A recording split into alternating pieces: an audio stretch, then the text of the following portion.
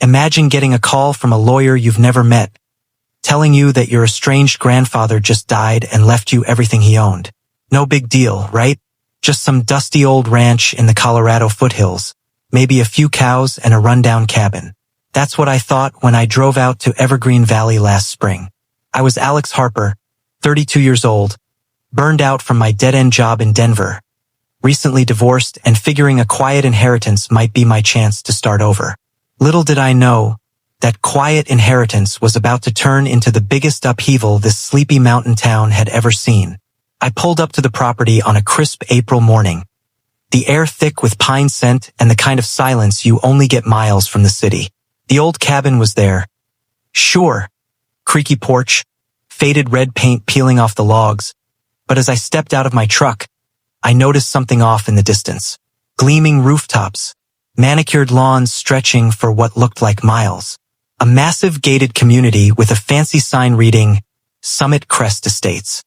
Luxury homes, swimming pools, tennis courts, the works. And it was all sitting smack in the middle of what the deed in my hand said was my 1,400 acres. Confused, I drove closer to the gate. A security guard stopped me, eyeing my muddy truck suspiciously. "This is private property, sir. Summit Crest residents only." "Private?" I laughed, holding up the paperwork. "Buddy, this is my property. All of it." He didn't believe me, of course. Called his supervisor. That's when I first heard the name Victoria Langford, the iron-fisted president of the Summit Crest Homeowners Association. She showed up 10 minutes later in a white Range Rover, designer sunglasses perched on her perfectly coiffed blonde hair, looking like she just stepped out of a country club catalog. "You must be mistaken," she said coolly, barely glancing at my documents. "This community has been here for over 30 years. We own our lots outright. If you're claiming some old family land, that's between you and the county. Now, please leave before I call the sheriff." I left, but not before snapping photos of the gate and the sprawling neighborhood. That night, back in my cheap motel, I started digging. My grandfather, Alex Harper, had been a reclusive rancher who'd leased portions of his land decades ago for development. But the leases? They were ground leases, meaning the homeowners didn't own the dirt under their multimillion-dollar mansions. They paid a nominal annual fee to the landowner. And guess who the landowner was now? Me. The more I researched, the darker it got. Victoria Langford wasn't just an HOA president. She was the queen bee of a corrupt little empire. For years, she'd been collecting those ground lease payments herself, payments that should have gone to my grandfather and now to me, but pocketing most of them while telling residents it was HOA maintenance fees. She'd forged documents to make it look like the leases had been bought out. Worse, her husband, Richard Langford, worked in the county planning office and had been quietly rezoning adjacent properties to funnel kickbacks from developers. Together, they'd turned Summit Crest into their personal cash cow, skimming funds, threatening local businesses with bogus code violations if they didn't pay protection money, and even inflating property taxes on outsiders while keeping their friends' assessments low. I wasn't about to let that slide, but I knew going in guns blazing would backfire. Victoria had connections, judges she'd golfed with, sheriffs who'd attended her charity galas. I needed proof. Allies. First stop, the county library. That's where I met Evelyn Ramirez, a sharp-eyed retired schoolteacher who'd been volunteering there for years. She'd known my grandfather and remembered the original 1958 lease agreement. "Elias never sold," she whispered as we pored over microfiche records in the basement. "There's a reversion clause. If the lessees breach terms like non-payment or fraud, everything built on the land reverts to the owner, houses included." My heart raced. There were over 900 homes in Summit Crest, averaging $450,000 each. That was hundreds of millions in improvements that, legally, could become mine overnight. Next, I connected with Laura Bennett, a no-nonsense attorney who'd grown up in Evergreen Valley and despised the Langfords' influence. "This could be huge," she said after reviewing the documents. "But we need ironclad evidence." Victoria's covered her tracks well. We built the case slowly. I posed as a potential buyer, touring homes and chatting with residents. Many grumbled about skyrocketing HOA fees, thousands a year with nothing to show for it. Pools closing early, roads cracking, amenities falling apart. One neighbor, Tom Greer, a contractor who'd built half the houses there, confided that Victoria had strong-armed him into under-the-table payments to secure contracts. Then came the breakthrough. With Evelyn's help, we tracked down old county records showing discrepancies in tax filings. Richard had undervalued Summit Crest properties for years, costing the county millions while lining his pockets through side deals. Laura subpoenaed bank records quietly through a friendly judge outside the county, and there it was.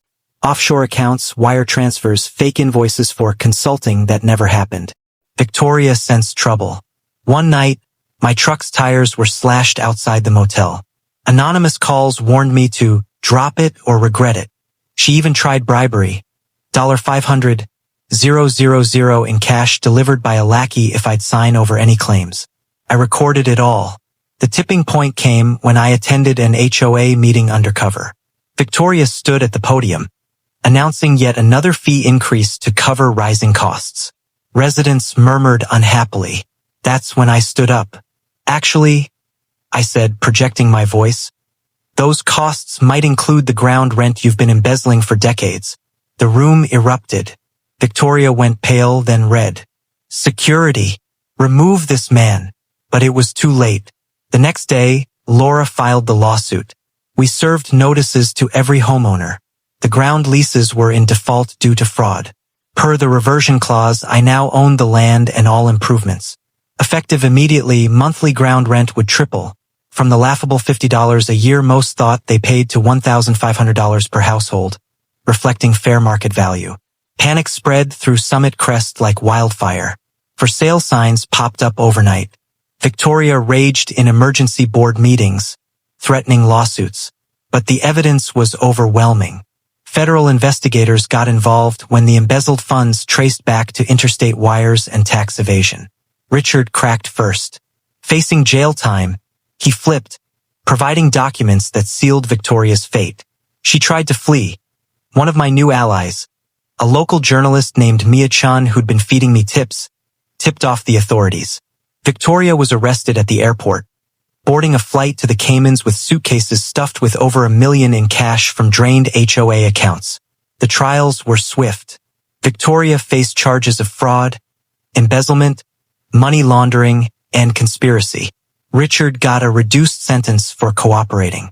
The HOA board dissolved amid the scandal. But here's where it gets interesting.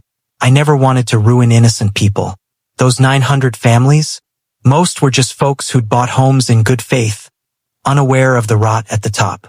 Evicting them en masse would have been cruel. So once the dust settled and the courts affirmed my ownership, I offered a fair way out. Every resident got the option to buy their lot outright at current market value, minus any back rent owed. No penalties, no gouging. I set up low-interest financing through a trust fund from the recovered embezzled money. And for the new community governance, we formed a transparent, resident-led association with strict bylaws against corruption. No more lifetime presidents, mandatory audits, term limits. At the first town hall in the community center, now legally mine but open to all, I stood before a packed room. Some glared, remembering the rent notices. Others looked hopeful. I'm not here to destroy what you've built, I said. My grandfather loved this valley. He leased the land trusting it would thrive. Victoria betrayed that trust. Not you. Let's fix this together. Applause started slow, then built. Tom Greer volunteered for the new board. Families who'd feared losing everything thanked me tearfully as they signed purchase agreements.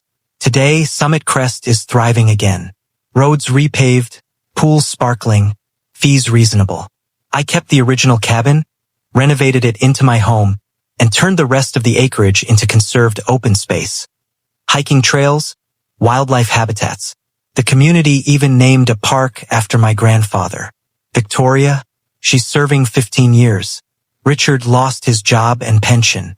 And me, I found more than land. I found purpose, proving that sometimes the biggest inheritances aren't measured in acres or dollars. They're in justice, community, and turning wrong into right. If you've ever dealt with a power-hungry HOA or felt powerless against corruption, You know how sweet this feels. But the real win